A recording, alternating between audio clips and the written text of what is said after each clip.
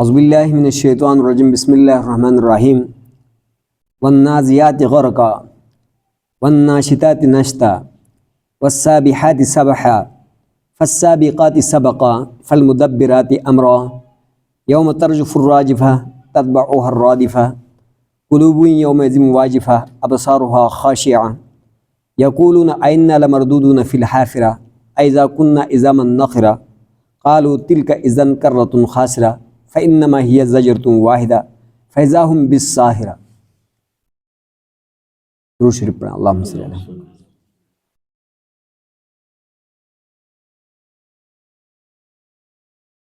یہ سورہ نازعات ہیں۔ آج ویسے آپ حضرات سارے فوتگی کے حوالے سے آئے ہیں، تو ایسے موقع پر نصیحت کرنا یہ سنت میں سے ہے۔ نبی علیہ السلام کی سنتیں ہیں کہ ایسے موقع پر نصیحت کیا جائے اور اسی موضوع کے اوپر بات کیا جائے، تاکہ انسانوں کے دل نرم ہوتے ہیں، آخرت کا فکر ہوتا ہے، موت کی یاد ہوتی ہے، کوئی بات پلے میں پڑ جائے اور عمل کرنے کی توفیق حاصل ہو جائے۔ میں نے آپ کو ایک 30ویں سپارے کی سورہ نازعات کی تلاوت کیا ہے، تقریباً جو ہے نا 14 آیتوں کی تلاوت کی ہیں، چھوٹی چھوٹی سے آیتیں ہیں۔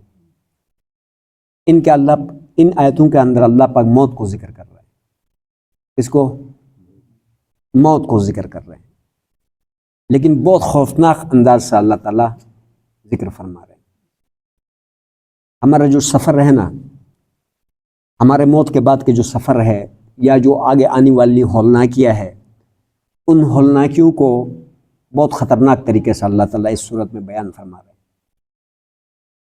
یقیناً اگر ایک آدمی کو صحیح یقین حاصل ہو جائے نا، صحیح یقین، ابھی مثال کے طور پر ہم میں سے ہر ایک کو یہ 100% یقین حاصل ہو جائے کہ ہم نے آج اسلام آباد جانا ہے، اور ادھر جائیں گے تو 4 آدمی گولیاں ماریں گے، آگے جائیں گے تو گاڑی ایکسیڈنٹ ہو جائے گا، اس میں ہماری جان بھی جا سکتی ہے اور بچ بھی سکتے ہیں، آگے جائیں گے تو کچھ اور معاملہ ہونے والا ہے، آگے جائیں گے تو کچھ اور معاملہ، یہ سارے مراحل جب ہمارے صبح دماغ میں ہو اور یہ کنفرم بھی ہو کہ ایسے راستے میں ہونے والا ہے، صبح بتاؤ کہ ناشتہ کر سکیں گے یا نہیں؟ ہاں، صبح ہم سے ناشتہ نہیں ہوگا، اور چہرے کے آثار ہی کچھ اور بتا رہے ہوں گے، شکل و صورت اور طرح کا جو ہے نا بنا ہوگا، کیونکہ وہ مناظر آگے سامنے ہمارے کیا ہے، نظر آ رہا ہے۔ خدا گواہ ہے، یہ جو بات میں نے بتائی، آپ کو مثال دیا ہے، اس سے کئی دگنا خطرناک یہ جو ابھی بیان کر رہا ہے، اس سے کئی دگنا خطرناک اور اس سے کئی دگنا یقینی بات، اس سے کئی دگنا یقینی بات، کیونکہ قرآن کا ایک ایک لفظ اٹل حقیقت ہے، اور نبی علیہ السلام کی ایک ایک بات اٹل کیا ہے، حقیقت ہے۔ لیکن ابھی آپ نے تھوڑا ٹائم، لمبا ٹائم میں نہیں لوں گا آپ حضرات کو، چھوٹا سا ٹائم لوں گا، لیکن آپ نے دل پہ اتار کے باتیں سننی ہے، اور میرا مقصد ان باتوں سے صرف یہ ہوگا کہ ہم میں سے ہر ایک عمل کرنے والے بن جائے۔ عمل ہمارا کیا ہے؟ 24 گھنٹے میں ایک نماز ہے، رمضان سال کے بعد آنا ہے، حج غریب کے اوپر ہے نہیں، زکوٰۃ بھی غریب کے اوپر ہے نہیں، تو ہم غریبوں کے حصے میں اگر کیا ہے بھائی، نماز ہے، اپنے آپ کو بھی نماز پہ لگائے، اپنے بچوں کو بھی لگا دیں۔ سمجھ میں آئے جی؟ ابھی کتنے ایسے لوگ ہیں، میں ابھی جنازے سے ہو کر آیا ہوں، بے شمار لوگ وہاں پر بیٹھے ہیں، ایک گائے کی کہانی سنا رہا ہے، ایک بیل کی کہانی سنا رہا ہے، ایک دفتر کی کہانی سنا رہا ہے، ایک کل کے جو کانفرنس ادھر چل رہا ہے اس کی کہانی سنا رہا ہے، کوئی پتہ نہیں کیا اپنی جاب کی کہانی سنا رہا ہے، ایک آدمی بھی موت کو یاد نہیں کر رہا ہے بیٹھے ہوئے جنازے پہ۔ اور آپ کو پتہ ہے کہ ابھی وہاں پر جو ہے نا جنازے میں 500 آدمی اوپر آدمی ہے جنازے میں، پار مسجد میں جا کر دیکھو، یقیناً وہاں پر بھی اتنی ہوں گے جتنا آپ لوگ ہیں، اور یہاں پر بھی آپ لوگ 1 2 3 4 5 6 7 8 9 10 11، وہ تو اپنا بندے 11 بندے ہیں، 500 وہاں بیٹھے ہوئے کرسیوں پر گپے لگا رہے ہیں، پتہ ہی نہیں آخرت کا، فکر ہی نہیں کہ جس کے معاملے پر ہم آئے ہیں کیا یہ اس کا جنازہ ہے یا ہمارا جنازہ ہے، اس کے حوالے سے کوئی فکر کوئی کسی کو نہیں ہے۔ بات سمجھ میں آیا؟ اور ہمارے ساتھ ہونے والا کیا ہے؟ ابھی یہ جو بات ترجمہ کرنے سے پہلے مختصر سا ایک چیز آپ کو عرض کروں کہ اللہ کے 4 بڑے فرشتے ہیں، فرشتے تو بہت ہیں، بے شمارہ ہے، مختلف ڈیوٹیوں مختلف کاموں پر ہے، سمجھ میں آیا جی؟ لیکن یہ ہے کہ اللہ کے جو 4 فرشتے ہیں نا وہ بہت بڑے فرشتے ہیں۔ ایک ہے جبرائیل، ایک ہے میکائیل، ایک ہے اسرائیل اور ایک ہے اسرافیل۔ یہ 4 بڑے فرشتے ہیں اور ان 4 کی 4 مختلف ڈیوٹیاں ہیں۔ 4 جو فرشتے ہیں نا ان کی چاروں کے الگ الگ ڈیوٹیاں ہیں۔ جبرائیل کا کام ہے کہ اللہ کے پیغامات کو اللہ کے رسولوں کے پاس، نبیوں کے پاس پیغام کو بھی پہنچانے، کتابیں بھی لانا، احکام بتانا، ان انبیاء کے ساتھ ڈائریکٹ ڈیل کرنا، یہ کس کا کام ہے؟ جبرائیل کا۔ اگر اللہ کہہ دے کہ آپ نے جا کر جو ہے نا آج پاکستان کو تباہ کرنا ہے تو جبرائیل کے 500 پر ہیں، ایک پر اگر وہ کھول دیتا ہے کل کائنات چھپ جاتا ہے۔ اس کا صرف نوک کے ساتھ ایسے مارے گا پاکستان کو تو اس کا جو ہے نا کیا نام، ذرہ بھی باقی نہیں رہے گا، اتنا بڑا فرشتہ ہے، سمجھ میں آیا؟ اور وہ فرشتہ جب اللہ کہتا ہے کہ آپ نے اس امت کو تباہ کرنا ہے اس کو، تو وہاں آकर عذاب نازل کرتا ہے۔ جبرائیل کا یہ کام ہے، انبیاء کے پاس پیغام لانا، اور اگر کسی قوم کو تباہ کرنا تو اس کو کیا کرتا ہے؟ تیز سے بیس کر کے رکھ دیتا ہے۔ حضرت لوط علیہ السلام کی بستی کو ایسے بیلچے کی طرح اس نے اپنا پر ڈالا نا، ایسے جیسے ہم بیلچے ڈال کے مٹی اٹھاتے نا، اس طرح اٹھا کے اوپر لے کے گیا، اپنے پر پہ اس کو اوپر لے کے گیا پوری بستی کو۔ حدیث میں آتا ہے نبی علیہ السلام فرماتے ہیں کہ اتنا اوپر لے کے گیا کہ ادھر بستی کے کتے اور بلوں کی جو آوازیں تھیں نا وہ اوپر آسمان کے فرشتے سننے لگے، اتنا قریب لے کے گیا۔ پھر ادھر لے جا کر اس نے کلٹی، روٹی کی طرح کلٹی کر دی اس کو، اگر غائب ہو گیا۔ آج بھی اس سدوم بستی سے نیچے سے دھواں نکل رہا ہے، اتنے صدیاں گزر چکی ہے۔ تو جبرائیل کا کام ہے۔ میکائیل کا کام کیا ہے؟ میکائیل کا کام ہے یہ جو بارشوں کا نظام ہے، طوفانوں کا نظام ہے، یہ جو گرجتے ہیں، چمکتے ہیں، یہ سارا نظام اس کے پاس ہے، اور اس کے نیچے فرشتے کام کرتے ہیں، ڈیوٹیاں کرتے ہیں۔ اور یہ بارش کے جب قطرے اترتے ہیں نا، ایک ایک قطرے کے ساتھ ایک ایک فرشتہ ہوتا ہے جو اس بادلوں سے اتار کے پھینک دیتا ہے نیچے، سمجھ میں آئے؟ اپنی منزل تک، اپنی جہاں پہنچانا ادھر تک پہنچاتا ہے۔ آپ اندازہ لگاؤ کتنے فرشتے ہوں گے اس کی ڈیوٹی میں۔ اور یہ سارے فرشتے کتنے بارش کے قطرے ہوتے ہیں، کتنی بار اترتے ہیں، یہ سارے فرشتے ایک لمحہ کے لیے بھی کہیں مسٹیک نہیں کرتے ہیں۔ آپ اندازہ لگاؤ، اور ساروں کے اوپر نگرانی کرتا ہے میکائیل، اور اس کے آرڈر سے ادھر ادھر ایک پل بھی نہیں ہو سکتا۔ اور اگر طوفان لانا ہونا کسی علاقے میں تو فرشتہ کہتا ہے اب بجلیاں چمکاؤ، ادھر مار دو اس کو، طوفان اوپر طوفان پھینک دو، طوفان شروع ہو جاتا ہے اس کے آرڈر سے۔ پہلا آرڈر اللہ کا آرڈر ہوتا ہے، وہ میکائیل تک پہنچتا ہے، میکائیل اگلا وہ آرڈر دیتا ہے اور تسیہ نسیح اور جو ہے نا تباہی کر دیتا ہے طوفان نازل کر کے۔ اگلی بات سنو، تیسرے نمبر پر جو فرشتہ ہے اس کا نام ہے اسرافیل۔ یہ اتنا بڑا فرشتہ ہے یہ کہ جب سے اللہ نے اس فرشتے کو یعنی پیدا کیا ہے، اس دن سے لے کر قیامت تک اس کا دنیا کا کوئی کام نہیں ہے۔ وہ بس اس سور کو لے کر، ایک پائپ ہوتا ہے، سور کا مطلب ایک پائپ ہے، پائپ، اس کو منہ میں لے کے بیٹھا ہوا ہے اس طرح انتظار میں، اللہ کی طرف ایسے انتظار میں، اس طرح۔ ہاں، اللہ نے جب اس کو کہہ دے کہ پھونک دے، ابھی یہاں بیان ہوگا، وہ جب وہ پھونکے گا نا تو کل کائنات جتنے بھی سیارے ہیں، مشتری ہے، زحل ہے، عطارد ہے، مریخ ہے، آسمان زمین ہے، یہ سارے اس کے اس بانسری کے اندر، اس پائپ کے اندر بکری کی مگنی کی طرح گھومنا شروع ہو جائیں گے۔ اتنا بڑا پیپ میں جب بندہ اوپر کر کے پھونکتا ہے نا تو بکری کی مینگنی اندر کیا ہوتی ہے؟ گھومتی ہے۔ اور دنیا کا کوئی کام نہیں، صرف اسی کام کے انتظار میں اس سور کو جب سے اس فرشتے کو بنایا اور لے کے بیٹھا ہوا ہے اس طرح کہ اب حکم ہوگا، اب حکم ہوگا، اب حکم ہوگا۔ اور یہ نہیں کہتے کہ ابھی پتہ نہیں کب ہوگا، تو جب وہ حکم دے گا تو اٹھا لوں گا، نہیں، ایسے لے کے بیٹھا ہوا ہے بس، جیسے حکم ہوگا پھونک دے گا، ایسے کرے گا، تو یہ کائنات ساری اس چیز کا اندر جو نا اس سور کا اندر گھومنا شروع کر ریزہ ہو جائے گا۔ کچھ بھی نہیں، سب بتایا قرآن نے یہاں پر کہ کیسے پھٹے گا، آسمان کیسے پھٹے گا، سورج کیسے پھٹے گا، پہاڑ کیسے اڑیں گے، زمین کیسے گھومے گی، سب قرآن نے بتایا، سمجھ میں آیا؟ یہ اتنا بڑا فرشتہ ہے۔ تیسرا فرشتہ، چوتھا، وہ اسرائیل ہے، اسرائیل علیہ السلام۔ اس کی ڈیوٹی میں مختلف قسم کے فرشتے ہیں۔ وہ اس کا کام ہے روح نکالنا۔ کیا نکالنا؟ روح نکالنا. اور روح کتوں کے نکالنے والے اور فرشتے ہیں، سوروں کے نکالنے والا اور ہے، اسی طرح جنات کے نکالنے والے اور ہے، انسانوں کے نکالنے والے اور ہے، اور انسانوں میں بھی جو دیندار اور بدین ہے نا ان کے نکالنے والے اور ہے، اور اس کو یہاں اللہ بیان کر رہا ہے. اب ان فرشتوں کی روح نکالنے کے سسٹم کو یہاں بیان کر رہا ہے. آپ سنو، اعوذ باللہ من الشیطان الرجیم والنازعات غرقا. قسم ہے ان فرشتوں کی جو کہ ڈبکیاں نکال کر روح نکالتے ہیں. کیا نکالتے ہیں؟ ڈبکیاں نکال کر روح نکالتے ہیں. کیسے ڈبکیاں نکالتے ہیں؟ حدیث میں اس کی تشریح بتاتا ہوں آپ کو. یہاں تو اتنا بتایا، نازعات کہتے ہیں کھینچنے والے، غرقا ڈبکی لگا کر، غرقا جو سمندر میں غرق ہوگا نا اس طرح ڈبکی لگا کر روح کھینچتے ہیں. حدیث میں اس کی تشریح کرتا ہوں آپ کو. دیکھو ایک مثال کے ساتھ حدیث بتاتا ہوں. مثال کے طور پر ایک بل ہے، اس بل کا اندر سانپ ہے یا چوہا ہے یا بلی بل کا اندر ہے. آپ نے بل کے اوپر کنٹرول کیا ہوا ہے، تو جب اس سانپ کو نکالنے کے لیے یا چوہے کو نکالنے کے لیے یا کوئی بھی ایسی چیز جو اندر پھنسا ہے ایسے ہو جائیں گے تو وہ اندر کو کیا ہوتا ہے؟ اندر کو زور لگاتا ہے. دیکھا ہے نا آپ لوگوں نے؟ اندر کو اپنا آپ کو اندر پریس کرتا ہے. باہر کھینچو پھر بھی اندر کیا کرتا ہے؟ پریس کرتا ہے. سیم اسی طرح جو گناہگار آدمی کا روح ہوتا ہے نا، اس کے سامنے جب جہنم کی ہولنا کیا دکھاتے ہیں وہ فرشتے لا کے پہلے اس کا ٹھکانہ دکھاتے ہیں.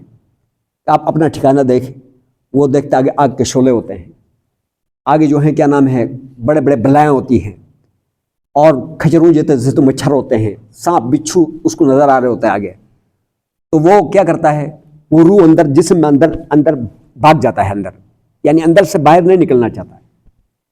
تو فرشتہ اس جسم کے اندر گھس جاتا ہے، اور گھس کر اندر جہاں تک جو ہے کیا نام ہے وہ روح بیٹھی ہوتی ہے نا ادھر سے پکڑ لیتا ہے. اس کو پکڑ کر جب اس کو گھسیٹ کے باہر نکالتا ہے تو پھر اس کی مثال بھی اس طرح ہے کہ جیسے جاڑیاں ہیں، ایک جاڑی کے اندر رسی کو، اب پوری جاڑی میں آپ نے رسی پھنسائی ہوئی ہے، ہاں، تو اب باہر سے اس کو آرام سے کھول کے نکالیں گے تو نکلے گا، لیکن اب یہ آپ نے کھول کے تو نہیں نکالنا ہے.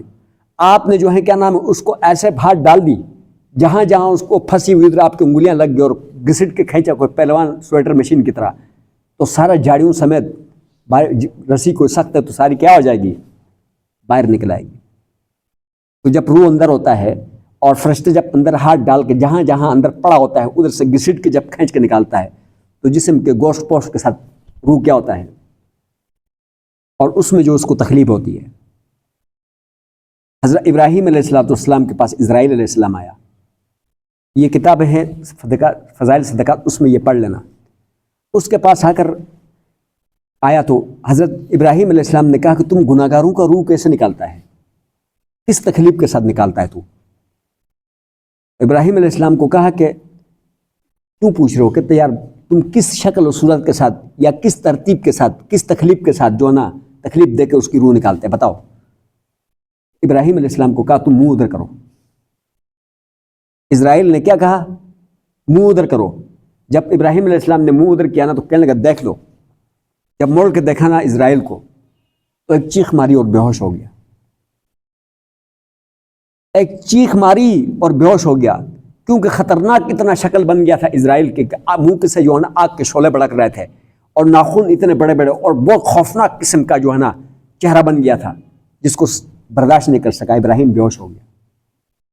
یار ابراہیم اللہ کا خلیل، ہاں، ہوش میں آیا، ہوش میں آ کر قسم کھایا کہ اگر کوئی اور تکلیف آپ اس مردے کو نہ دے تو یہ شکل ہی کافی ہے اس کو لیے. جس شکل کے ساتھ آپ اس کی روح نکال رہے ہیں نا، جس شکل کے ساتھ آپ اس کی روح نکال رہے ہیں یہ شکل ہی اس کے لیے کافی ہے. اس نے کہا یہ تو کچھ بھی نہیں ہے، یہ حلوہ ہے، آگے جس مراحل سے گزار کر ہم اس کی روح نکالیں گے آپ کا دل و دماغ خیال میں بھی نہیں آ سکتا. حضرت موسیٰ علیہ السلام سے پوچھا کہ روح نکالتے وقت کیا کیا آپ نے کیا محسوس کیا کہ کیسا ہو سکتا ہے؟ اس نے کہا روح نکالتے وقت ایسا محسوس کیا جیسے ایک زندہ بکری کو لٹکا دیا جائے اور اس کی روح نہ نکلے، اس کو ذبح نہ کرے، اور زندہ بکری کا کھال نوچا جائے اور نکالا جائے، یا ایک زندہ چڑیے کو جو ہے نا آگ میں بونا جائے تو کس طرح اس کو تکلیف ہوتا ہے، تو اس طرح اس کے لیے کیا ہوتا ہے؟ تکلیف ہوتا ہے. اس لیے اللہ کے رسول پاک صلی اللہ علیہ وسلم نے فرمایا اذکروا ذم اللذاتی، فرمایا سارے ذائقوں کو ختم کرنے والے، عیش و عشرت کو ختم کرنے والے موت کو یاد کرو۔ سارے ذائقوں کو کڑوا کر دے گا وہ جب آئے گا تو۔ اما عائشہ رضی اللہ تعالیٰ عنہ فرماتی ہے کہ نبی علیہ السلام کو میں نے جس تکلیف میں دیکھی، اتنا ہیٹ ہو رہا تھا بخار کی وجہ سے، اوپر 7 مشک زام پانی ڈال رہے تھے، اور سر کا درد اتنا شدید تھا کہ ہم نے پٹی باندھا ہوا تھا سر پہ، اور نبی علیہ السلام بہت شدید تکلیف میں تھے، چہرہ مبارک لال ہوا تھا، اور آخری الفاظ تھے اللہم رفیق الاعلیٰ، کہ اللہ میں آپ کے پاس ابھی آنا چاہتا ہوں۔ تو فرما رہے کہ میں کسی کو ہنستا مسکراتا دیکھ کر رشک نہیں کروں گی کہ کوئی ہنس کے مر گیا ہے، کیونکہ میں نے اس دو جہاں کے سردار کو، امام الانبیاء کو، فخر الرسول کو جس تکلیف میں دیکھی ہوں نا، میں اور کسی کے اوپر رشک نہیں کروں گی کہ ہنس کے مر گیا ہے، اور کون سا باغ کا مولی ہو سکتا ہے؟ سمجھ میں آیا جی؟ یہ ہمارے سامنے یہ واقعات ہے۔ پھر اللہ نے فرمایا ابھی اگلی بات، وَالنَّاشِطَاتِ نَشْطًا، قسم ہے ان فرشتوں کی جو بند کھولتے ہیں، بند کھولنا کیا کرتے ہیں؟ قسم ہے ان فرشتوں کی جو بند کو کھولتے ہیں۔ ناشطات، نشط کہتے ہیں کھولنے کو، آرام سے کھولنے کو کہتے ہیں، نشطہ کھولنے کو۔ تو اس کا کیا؟ یہ مسلمانوں کا روح ہے، یہ مومنین کا روح ہے، عمل والوں کا روح ہے۔ فرشتہ ایسا کرتا ہے، جنت سے پھول لے کر آتا ہے اور جنت سے خوشبوئیں لے کر آتا ہے، پہلے اس کو تیار کرتا ہے، ایسے ایسے سامنے دکھاتا ہے، تو وہ اندر سے پہلے سے اس کی طرف چھلانگ لگانے کو تیار ہوتا ہے، اس طرف جانے کو کیا ہوتا ہے، لیکن پھر بھی وہ یہ سمجھتا ہے کہ شاید کہیں پھنسا پڑا ہو، تو پورے بند وغیرہ کو آرام سے ہر جگہ جہاں سے بالکل اوپن کھول دیتا ہے۔ سمجھ میں آیا جی؟ پھر اس کی مثال نبی علیہ السلام نے فرمایا کہ ایک اللہ کے مقرب آدمی جو دیندار آدمی ہوتا ہے، اس کی روح فرشتہ اس طرح نکالتا ہے جیسے ہم آٹے سے کیا نکالتے ہیں؟ بال نکالتے ہیں۔ تو فرمایا قرآن نے کہ وَالنَّاشِطَاتِ نَشْطًا، قسم ہے ان فرشتوں کی کہ جو کہ یعنی کھول دیتے ہیں، بند کو کھول دیتے ہیں، کھول دینا۔ تو یہ دو قسم کے فرشتوں نے روح نکال دی۔ اب آگے کیا ہوتا ہے؟ وَالسَّابِحَاتِ سَبْحًا، اور قسم ہے ان فرشتوں کی جو تیرتے ہیں، تیرنا مطلب روح نکال لیا اور اس کو تیر کے ابھی ہواؤں میں تیر کے جیسے جہاز جاتا ہے اس طرح جاتے ہیں۔ فَالسَّابِقَاتِ سَبْقًا، پھر قسم ہے ان فرشتوں سے جو ایک دوسروں سے سبقت لے کے جاتے ہیں۔ اب ظاہر بات ہے کہ اب 1 منٹ میں دنیا میں کتنے لوگ مرتے ہیں؟ ہزاروں لوگ مرتے ہیں نا 1 منٹ میں پوری دنیا میں ریسرچ کے مطابق۔ تو اب وہ سارے روح کو لے کے جا رہے ہوتے ہیں نا، ایک کہتے ہیں میں آگے بڑھوں، دوسرا کہتے ہیں میں آگے بڑھوں، سمجھ میں؟ فَالسَّابِقَاتُ سَبْقًا، کہ قسم ہے ان فرشتوں کی جو کہ سبقت لے جاتے ہیں، ایک دوسروں سے سبقت لے جانا، یہ روح کو لے کے بڑھتے ہیں کہ ہم اللہ کے امر کو کتنا جلدی جا کے پورا کریں۔ سمجھ میں آیا جی؟ فَالْمُدَبِّرَاتِ أَمْرًا، پھر قسم ہے ان فرشتوں کی جو امر کی تدبیریں کرتے ہیں۔ ابھی امر کی تدبیریں کرتے کیا مطلب؟ اب اس روح کو تو لے کے گیا، اب آگے لے جا کے اس کے لیے تدبیریں کرتے ہیں کہ ایک جہنمی ہے تو اس کے لیے جہنم کی تدبیریں کرتے ہیں کہ اب اس کو کس عذاب میں ڈالا جائے۔ اس مقام کا نام ہے سجین۔ اس کا نام، جو گناہگاروں کی روح جس میں ہوتی ہے نا، اس مقام کا نام ہے کیا؟ سجین۔ اس میں جا کے اس کے انتظامات کرتے ہیں کہ ہم نے اس کو ادھر ڈال دینا ہے۔ اور اگر جو ہے کیا نام ہے کوئی نیک روح ہے تو اس روح کو جس مقام پہ وہ ڈالتے ہیں اس مقام کا نام کیا ہے؟ علیین۔ کیا؟ یعنی اونچا مقام، علیین، اونچا مقام۔ اس میں یہ سورہ جو ہے مطففین میں ہے، سمجھ میں آئے، یہ دونوں مقام وہاں پر ذکر ہو۔ اب اس طرف جاؤں گا لمبا ہو جائے گا، ٹھیک ہے نا جی؟ میں نے آپ کو بتایا کہ گناہگاروں کا روح کی مقام کا نام کیا ہے؟ سجین، جو جہنم کی ایک طبقہ ہے، وہاں پر اس کے لیے انتظامات کرتے ہیں۔ فَالْمُدَبِّرَاتِ أَمْرًا، سمجھ میں آیا جی؟ اور اس کے بعد جو ہے نا جو جنتیوں کے لیے علیین میں انتظامات کرتے ہیں کہ اس کے لیے پھول صبح شام پیش کیا جائے، خوشبوئیں پیش کیا جائے، اس کے لیے سلام کیا جائے، اس کو خوش رکھا جائے۔ تو یہ سارے تدبیرات جو ہے نا وہاں پر ہوتے ہیں۔ آگے اللہ فرما رہے یوم ترجف الراجفہ، اس دن جب ہلا ڈالے گی، ہلا ڈالنے والی، تتبعها الرادفہ، اس کے بعد پیچھے آئے گی، پیچھے آنے والی، مطلب پہلی مرتبہ سور پھونکے گا تو ساری کائنات ہل جائے گی، اور پھر تتبعها الرادفہ، پیچھے سے آنے والی پیچھے سے آ جائے گی۔ قلوب یومئذ واجفہ، دل اس دن ہر ایک کے دھڑک رہے ہوں گے۔ قلوب کس کو کہتے ہیں؟ قلب کی جمع ہے، یعنی قلوب دل یومئذ اس روز واجفۃ کیا ہوں گے؟ یعنی دھڑک رہے ہوں گے۔ ابصارها خاشیہ، اور آنکھیں لوگوں کی جھکی ہوئی ہوں گی، اور یقولون وہ کہتے ہیں، یعنی انکاری طور پر یہ کافروں کے لیے اللہ بتا رہا ہے، اِنَّا لَمَرْدُودُونَ فِي الْحَافِرَةِ، اس سارا کچھ ہونے کے بعد ہم الٹے پاؤں پھر دوبارہ پھیر دیے جائیں گے، یعنی زندہ کر دیے جائیں گے. ہاں، اِذَا كُنَّا عِظَامًا نَخِرَةً، جب ہم ہڈیاں ہو جائیں گے اور بوسیدہ ہو جائیں گے پھر زندہ ہو جائیں گے. یعنی انکاری طور پر کہتے کہ ایسا نہیں ہو سکتا. سمجھ میں آ جی. قالوا وہ کہتے تلک اذن کرۃ خاسرہ، اگر ایسا ہوا نا، ہمارا تو یقین نہیں ہے کہ ایسا ہوگا، لیکن اگر ایسا ہوا تو تلک اذن کرۃ خاسرہ، پھر یہ ایک بہت بڑے خسارے کی جو نا واپسی ہوگی.